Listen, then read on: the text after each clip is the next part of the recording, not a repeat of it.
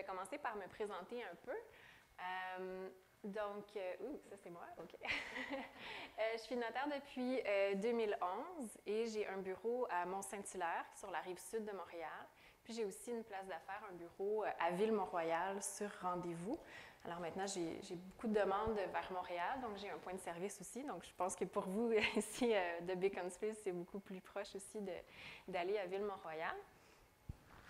Ensuite, j'ai une spécialisation pour les testaments fiduciaires, pour les proches d'une personne vulnérable. Donc moi, je ne fais pas de vente de maison ou d'hypothèque ou des choses comme ça. J'en ai déjà fait dans le passé comme notaire. Mais à un certain moment, j'ai décidé de dédier vraiment ma carrière puis vraiment ma pratique à ce que j'aime faire, c'est-à-dire aider les familles, les proches. Puis je voyais un petit peu la mission des Amis de la santé mentale, épauler les familles, soutenir les aidants. C'est ce que je fais au quotidien aussi. C'est dans ce but-là que j'ai décidé de concentrer ma pratique pour vraiment prendre le temps avec les familles puis les gens qui viennent me voir. L'implication sociale, pour moi, c'est vraiment important. C'est important aussi pour ma famille. Et depuis que je suis toute jeune, ma famille est toujours impliquée dans toutes sortes de causes et d'organismes. Et j'ai eu la piqûre quand j'étais très jeune de mes parents. Et aujourd'hui, ça continue dans ma vie personnelle, mais aussi dans ma vie professionnelle. Je vais vous en parler un petit peu davantage. Donc, notre présentatrice a dit que j'étais présidente du conseil d'administration de l'Arche, de la Fondation des Arches du Québec. Je ne sais pas s'il y en a d'entre vous qui connaissez. Ce sont des maisons qui accueillent des personnes avec une déficience intellectuelle. C'est un organisme qui est international. Et j'ai eu la chance, en fait, pendant mon adolescence, de travailler dans les maisons de l'Arche. Donc, pendant tout mon cégep, université, je travaillais les fins de semaine et les étés dans les maisons de l'Arche. Et aujourd'hui, je suis présidente du conseil d'administration de la Fondation. Et on a fait un marcheton au début de l'automne. Ici, vous me voyez avec ma petite fille. J'ai une petite fille de 2 ans et demi. Mon papa qui est là, qui a déjà aussi été sur le conseil d'administration. Donc, c'est vraiment une affaire de génération, on peut dire. Depuis quelque temps, je participe au défi sportif Altergo, qui est un événement sportif qui accueille des enfants qui ont toutes sortes de handicaps pour une semaine de sport, pour l'intégration sociale. Et aussi, je suis, depuis 1 an, je participe à 2 nouveaux organismes qui ont été créés, soit Mission Diversité et Habitation Diversité. Donc, Mission Diversité, c'est pour l'intégration sur le marché du travail de personnes avec une déficience intellectuelle, troubles du spectre de l'autisme ou problématiques de santé mentale. Et Habitation Diversité, c'est pour tout ce qui est logement. On sait qu'il y a des besoins criants de ce côté-là. Donc, ce sont deux organismes qui me tiennent à cœur. Et ici, on voit, j'ai une petite photo. Ici, on a Caroline qui travaille chez des amis qui sont fleuristes. Donc, je pense qu'il peut y avoir des histoires à succès quand c'est fait de belle façon. Et je pense que ces organismes-là ont vraiment leur place parce qu'il y a des besoins qui sont très grands. Donc, je vous parle un petit peu de ça, juste pour vous dire un peu que pour moi, c'est important. Je fais ce que je fais dans mon métier, dans mon travail de notaire, mais à l'extérieur de ça aussi, je reste proche et connectée au vrai monde, aux réalités, aux problématiques qui se passent sur le terrain aussi, plutôt que juste de rester en haut d'une tour à pas trop savoir. Moi, je pense que c'est bon d'allier les deux. Puis ce soir, j'aimerais vous parler d'une solution pour l'avenir, pour protéger l'héritage de notre proche. Donc, tout le monde sait à peu près ce que c'est un testament. Je ne pense pas que j'ai besoin d'expliquer de long en large ce que c'est, mais et de l'importance que ça a aussi d'avoir un testament. Mais maintenant, ce que j'aimerais vous proposer ce soir, c'est de regarder un petit peu plus en détail comment on peut faire un testament pour protéger un proche qui vit avec une situation, je veux dire globalement, de vulnérabilité. Je vais appeler ça comme ça. Les parents qui viennent me voir, c'est pour toutes sortes de raisons. D'abord, leur enfant peut avoir une déficience intellectuelle, quelque chose qui est diagnostiqué. Ça peut être un trouble du spectre de l'autisme, ça peut être une problématique de santé mentale, ça peut être un problème de consommation, problème de jeu, tout simplement une personne qui est trop dépensière. Ça peut être aussi de protéger un enfant mineur d'une somme d'héritage qui serait assez grand. Donc, vous voyez toutes sortes de cas de figure où on veut mettre un aura de protection, finalement, sur l'héritage qu'on va laisser. Et ce soir, j'aimerais vous entretenir au niveau de la fiducie discrétionnaire, le Discretionary Trust. Et pour essayer d'imager le tout puis rendre ça pas trop compliqué, parce que ce soir, le but, c'est pas de vous donner un cours magistral de droit très difficile et ennuyant, mais de vous expliquer le tout de façon un peu plus simple, un peu plus peut-être imagée aussi. Donc, l'idée qui me vient en tête quand je parle de fiducie ou de trust, c'est l'image du château fort. L'image du château fort qui fait en sorte que le testament fiduciaire, donc le testament dans lequel on va inclure une fiducie, c'est comme un château fort qu'on va créer ensemble à l'intérieur du testament. Et le constituant, donc la personne qui fait son testament, je l'appelle le roi ou la reine. Okay? Donc le roi ou la reine viennent me voir pour mettre en place un château fort. Pour protéger qui? Bien, pour protéger notre prince ou notre princesse. Donc, souvent un enfant, ça peut être aussi un conjoint, un proche, un frère, une sœur, où on veut vraiment venir mettre, comme je disais, cette aura de protection. Donc, celui qui bénéficie du château fort, c'est l'enfant ou la personne dont on parle, qui en est le bénéficiaire. Donc, moi, je l'appelle le prince ou la princesse. Et ce qu'on fait, c'est qu'on vient non pas léguer en pleine propriété, on ne vient pas lui donner à lui ou à elle directement des biens, mais on vient les mettre dans le château fort. Et là, une fois qu'on a fait ça, on dit, ben, qui va gérer tout ça? Qui va prendre en charge le château fort? Bien, moi, je les avais les chevaliers, ou les trustees, les fiduciaires. Donc, comme on veut accompagner le prince ou la princesse dans la gestion de son château, on va nommer des fiduciaires, donc des chevaliers, qui vont protéger le château fort. Alors, qui seront-ils, ces chevaliers? Ça dépend. Quand on se rencontre, on regarde un petit peu le portrait, la famille, les proches, la situation familiale, l'âge de la personne.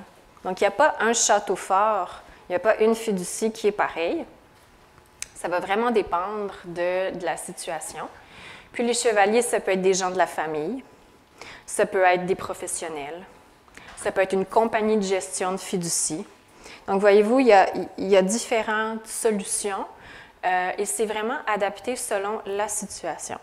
Alors, vous avez pas, les gens n'ont pas besoin de décider à l'avance, c'est quand on s'assoit puis qu'on regarde, on voit qu'est-ce qui est la meilleure option.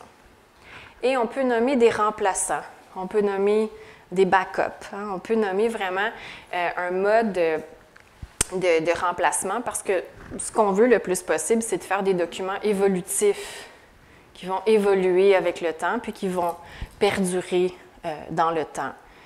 Puis il n'est pas non plus, il n'est pas impossible de changer ces personnes-là dans 5 ans, dans 10 ans. OK? On fait juste un petit changement, on fait un petit fine-tuning au testament et ça va. Donc, selon la situation, on choisit qui seront les meilleurs chevaliers. La mise en place. Donc, la fiducie, par contre, elle est seulement créée au décès. Il y a des gens, des fois, qui me disent, bon, on crée la fiducie dans le testament, est-ce qu'il faut que j'aille à la banque? Est-ce qu'il faut que j'avise quelqu'un?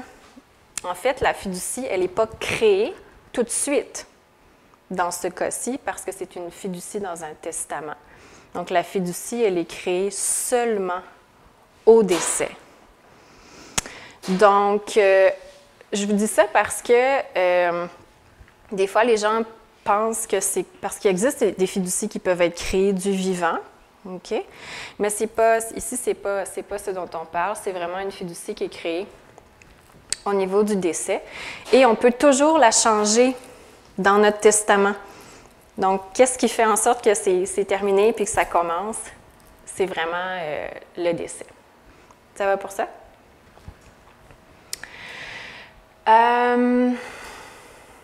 Les avantages d'un château fort. Pourquoi on fait ça plutôt qu'autre chose? J'ai essayé de faire une petite liste puis regarder ça avec vous.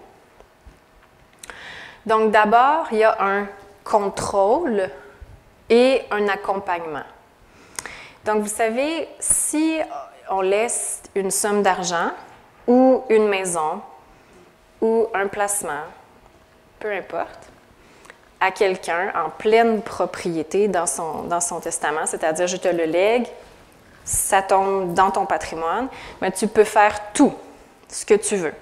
Tu peux le vendre, tu peux le donner à ton meilleur ami, tu peux aller au casino, tu peux tout faire. Et les gens, des fois, disent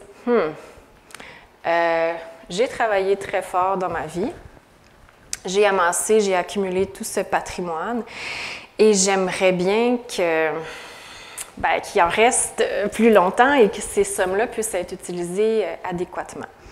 Donc, c'est une façon de faire parce que dans la fiducie, on va venir vraiment mettre ce qu'on veut comme contrôle. Alors, on va pouvoir mettre peut-être des âges de remise, peut-être des pourcentages à chaque année, peut-être qu'on va laisser pleine discrétion. Ça dépend. Ça dépend de la personne qu'on veut protéger. Ça dépend de son âge, de sa situation financière.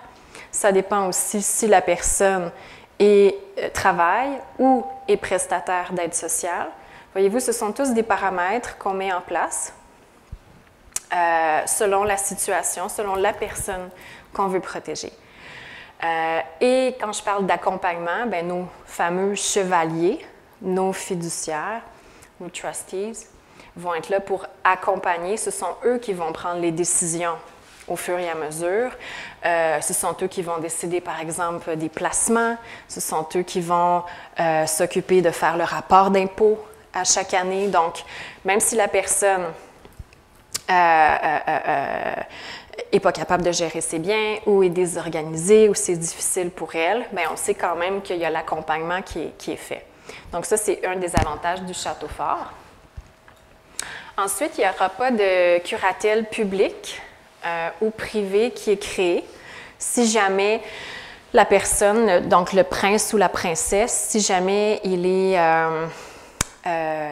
considéré comme inapte au niveau de la loi, s'il est sous curatelle ou tutelle, l'argent, ce n'est pas légué à lui-même.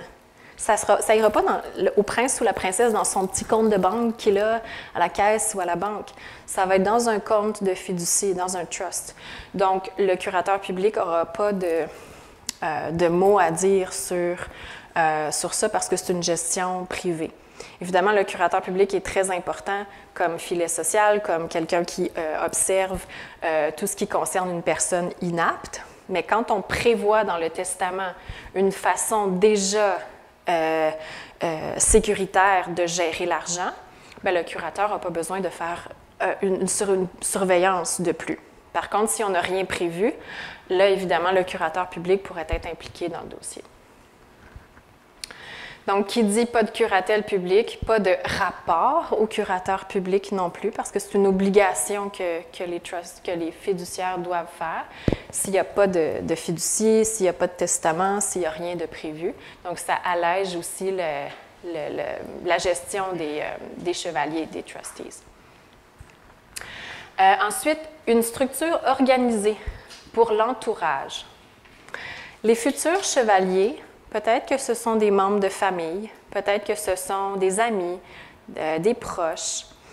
Et par expérience, c'est toujours plus réconfortant et facilitant pour la famille de savoir que tout est déjà prévu. Versus, c'est le néant, on ne sait pas trop. Puis quand les gens ne prévoient pas leurs choses et que ce n'est pas organisé, souvent les gens ont tendance à « oh, ça a l'air compliqué, ils ne veulent pas s'en mêler ». Tandis que si tout est déjà prévu d'avance, les gens nommés se sentent reconnus puis respectés aussi, de dire on a pensé à moi, on a pensé aussi à mettre une structure en place et j'ai les coups des franges pour prendre les décisions puis pour respecter les volontés. Donc pour l'entourage, je pense que ça peut être quelque chose de vraiment bénéfique. Ensuite, comme je disais, les sommes ne sont pas directement dans le compte de banque de notre prince ou de notre princesse. Donc, il n'y aura pas de dilapidation parce qu'il n'a pas le contrôle sur les sommes. OK? Donc, c'est sûr qu'il y a vraiment un avantage ici à avoir.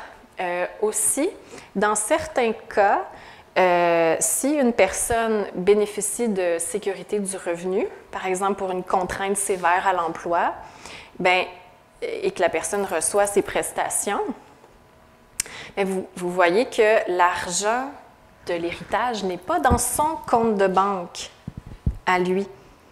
Donc, ça peut faire en sorte que ses prestations ne sont pas touchées. Et ses services.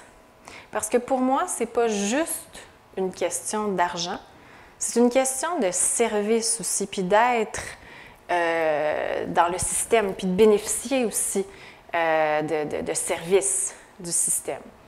Donc, ce n'est pas dans tous les cas, mais dans certains cas, ça va être applicable. Ensuite, on est certain que les sommes iront à votre proche. Elles ne seront pas léguées à quelqu'un d'autre dans l'espoir que cette personne le fera. La personne est digne d'hériter de vous. Alors ça, c'est le cas classique où j'ai des gens qui viennent me voir qui ont, par exemple, 3 enfants et qui, à un moment donné, pour toutes sortes de raisons, il y en a un qui ils ne veulent pas leur laisser parce que ils ne savent pas trop, ça va être compliqué, il n'est pas capable de gérer. Fait qu'ils laissent tout aux 2 autres, en croisant les doigts, puis en espérant que les 2 autres vont s'en occuper puis en donner à l'autre. Moi, j'ai un gros malaise avec ça parce que c'est pas la vie. C'est pas la vie ce qui va arriver. Ces 2 autres personnes-là, de un, vont-elles le faire? De un, parce que c'est à eux. Il n'y a pas rien qui dit qui les oblige exactement.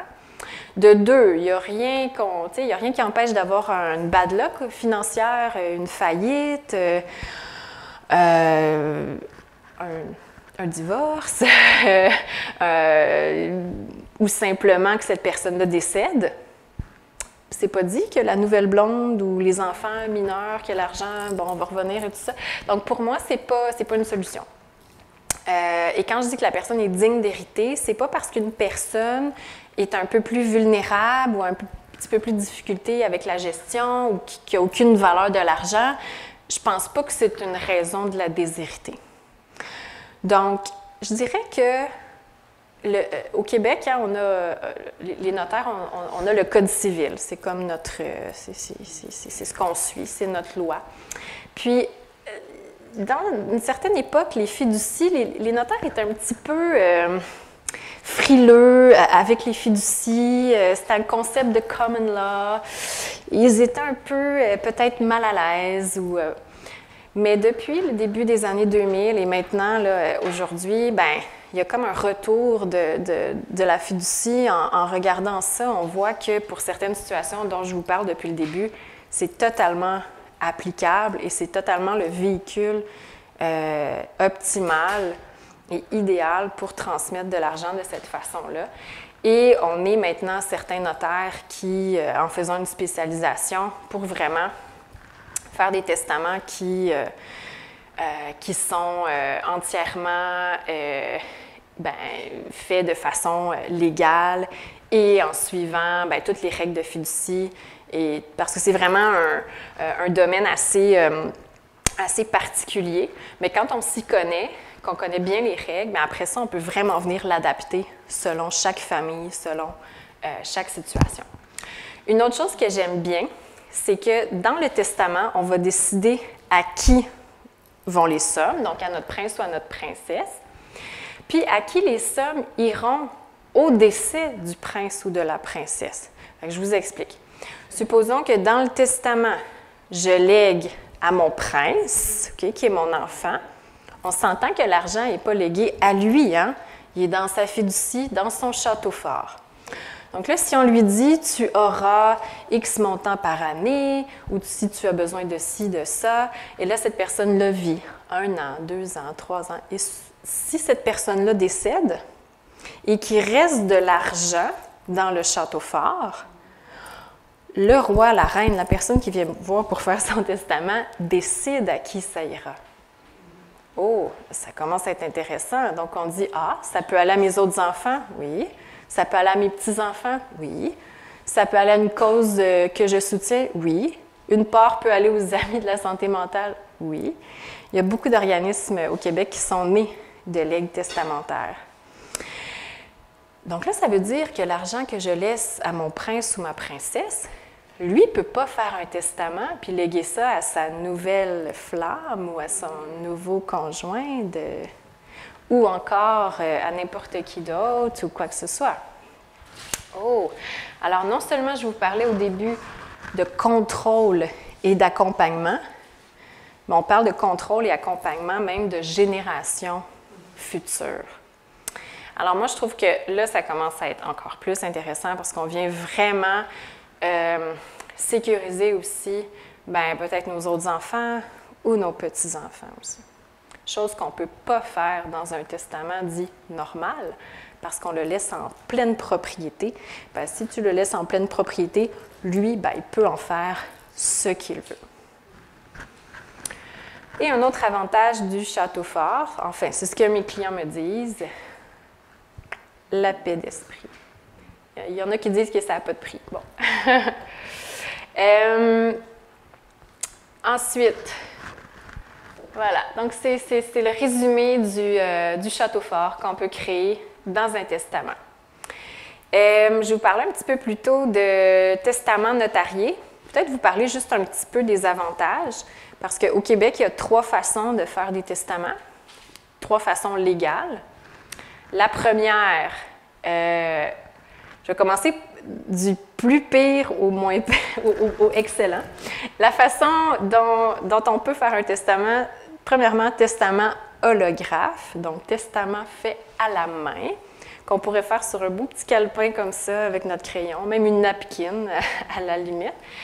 C'est légal, mais ça peut donner, oui, ça ouvre la porte à de la chicane, à de l'interprétation, à de la contestation. Souvent, c'est fait de pas bonne façon. Il manque une date, il manque une signature, il manque quelque chose. Il n'y a rien qui prouve que c'est la personne qui l'a fait. Alors, il faut le faire valider par le tribunal. C'est un processus qui est long, qui est coûteux, qui est beaucoup plus coûteux que faire un testament. Je vous le dis, c'est un fait. C'est comme ça. Et on est incertain du résultat. Et si quelqu'un conteste la calligraphie ou la personne, c'est pas ça qu'elle voulait dire ou elle n'était pas tout à fait apte quand elle le fait, voyez-vous un peu tous les cas de figure qui peuvent arriver. Ou encore, quelqu'un tombe dessus, ça ne fait pas son affaire, puis ça tombe dans la déchiqueteuse. Parce que c'est pas enregistré nulle part, c'est pas... Bon. Alors, vous voyez que c'est pas vraiment quelque chose que je recommande. Après ça, il y a une autre forme de testament qui est un testament fait devant témoin. Testament fait devant témoin, il peut être fait à l'ordinateur, contrairement au testament holographe où il faut que ce soit fait tout à la main. Le testament devant témoin, ça le dit, c'est fait devant 2 témoins. Donc, les avocats peuvent faire des testaments devant témoin. Le problème,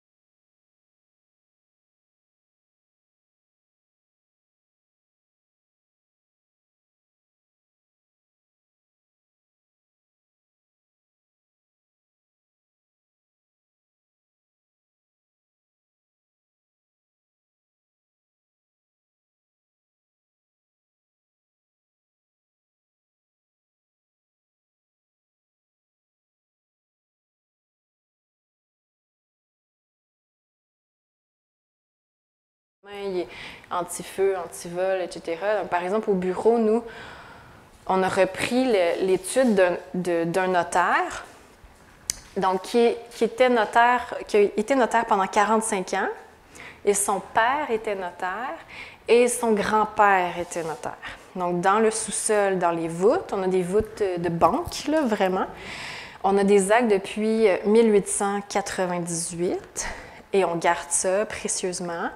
Et on descend en bas, et on a 2 voûtes. On a la voûte, on appelle ça la voûte du grand-père, ça sent la guerre quand on rentre là, c'est effrayant. Mais on garde tous ces documents-là, qui sont des documents faits sur comme du papier très fin, écrit à la main. Mais c'est vraiment puis des fois, les gens ne savent pas ça, parce que tout est informatique aujourd'hui, mais quand même, nous, on garde tous ces documents-là. Et je parle de sentiment de sérénité, de devoir accompli. Donc ça, c'est le sentiment que j'ai souvent. Les gens me disent, les gens me disent, ça fait 10 ans, ça fait 15 ans que j'attends, puis je ne sais pas par où prendre ça, puis là, j'ai pensé à ça, puis là, je dis, mais mon Dieu, mettez-vous pas toutes ces pressions-là sur les épaules, de tout savoir, de tout... je dis, déjà, il faut juste peut-être prendre un rendez-vous, faire le premier pas, puis je dis aux gens, vous n'avez pas besoin de connaître toutes les réponses. J'espère que le notaire est là, puis peut vous aider, puis peut-être peut vous faire penser à des choses auxquelles vous n'auriez pas pensé. Parce que souvent, ça arrive, les gens me disent, on peut faire ça. Oui. Ou des fois, les gens pensent à quelque chose, puis je leur dis, ben non, ça ne marche pas.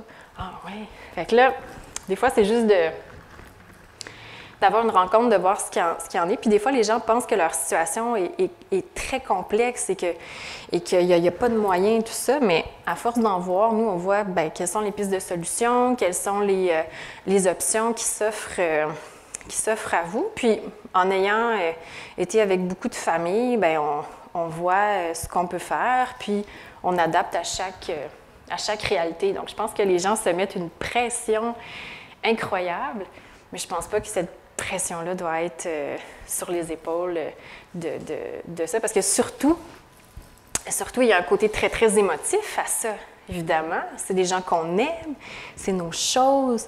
Moi, quand j'ai fait mon testament, c'était mes enfants, mes choses. J'étais plus émotive, c'est normal, c'est mes choses à moi. Mais quand je suis dans mon rôle de notaire, j'ai cette distance-là professionnelle, avec beaucoup d'empathie. Mais cette distance-là, on est capable peut-être d'avoir des idées un peu plus reculées, un peu plus froides, puis d'arriver à des solutions. Ensuite, je vais vous parler de mon guide des valeurs. Donc, en fait, je vous parle depuis tantôt de testament, puis c'est bien beau le testament, mais ça reste un document juridique assez légal, structuré. Et moi, j'ai toujours pensé qu'il manquait un petit quelque chose à ça. Donc, j'ai créé un autre document que j'appelle le guide des valeurs, qui est un document qu'on peut annexer au testament, qu'on peut faire soit à la main ou je l'ai aussi en format PDF interactif que j'envoie si vous êtes plus à l'aise de taper à l'ordinateur. Et ce document-là, avant, je le proposais seulement à mes clients, mais je me suis dit un certain jour, pourquoi ne pas l'offrir à tout le monde? Donc, si vous vous rendez sur mon site Internet, vous pouvez vous abonner à mon infolettre, puis vous allez le recevoir gratuitement, le guide des valeurs. Pour ceux qui sont à la maison, donc j'ai mis le site ici. À la fin, on va vous distribuer, ceux qui sont dans la salle, un pamphlet, puis l'adresse, elle est toute là. Donc, vous allez pouvoir avoir accès. Puis le guide des valeurs, ce qui s'y retrouve, donc je vais donc www.enfantsdifférentsquebec.ca. Vous pouvez aller faire un tour sur mon site, j'ai un blog, j'ai une foire aux questions, des informations. Donc, dans le guide des valeurs, ce que je trouvais qui manquait dans le testament, c'était toute la notion d'historique un peu de notre prince ou de notre princesse. Alors, il faut comprendre que des fois, j'ai des parents qui ont des princes ou des princesses qui sont... des fois, j'en ai que leur enfant est non-verbal, des fois non-voyant, des fois, ça peut être difficile d'avoir les informations. Pour ceux que ce n'est pas le cas, on peut sauter les premières pages, peut-être que ça s'adresse moins. Mais vers la fin, il y a tout ce qui concerne nos valeurs, nous, ce qui est important pour nous, pour notre enfant. Qu'est-ce qu'on aimerait que nos chevaliers, nos fiduciaires fassent avec l'argent? Comment est-ce qu'on veut que notre enfant ou que notre proche soit traité? Donc, voyez-vous tout le côté un peu plus de valeur, un peu plus émotif et tout ça. Et ce guide-là, il peut évoluer avec le temps aussi. Le testament, normalement, il reste fixe, tu sais, on n'y touche pas trop, on peut faire des ajustements, il n'y a pas de problème. Mais ce guide-là, vu qu'il n'est pas dans le testament, il peut évoluer, il peut changer. Donc, si vous avez déjà un testament et que vous voulez le mettre avec, pas de problème. Si vous êtes en cheminement, vous pouvez quand même commencer à le faire. Et si jamais c'est plus difficile pour vous, l'Internet, ou que vous n'avez pas trop d'Internet, venez me voir à la fin. Je vais prendre votre adresse puis je vais vous l'envoyer par la poste. Donc, si je résume le processus que je vous propose, d'abord, un testament qui inclut un château fort sur mesure, donc un testament à jour, plus un guide des valeurs qui égale un soulagement pour vous, votre entourage. Puis, je dis toujours que ce sont les parents, le proche, qui a le pouvoir de créer ce document-là qui va protéger le prince ou la princesse. Donc, par exemple, moi, je peux bien m'impliquer dans toutes les causes possibles, imaginables. pour aider tout ça, mais il y a quelque chose qui appartient vraiment, qui est dans le pouvoir, qui est dans les mains des parents. Donc, c'est simplement de me laisser vous aider à vous accompagner pour que votre prince ou votre princesse soit protégé pour son futur, sa sécurité, puis sa dignité. Donc, voilà, merci pour votre attention.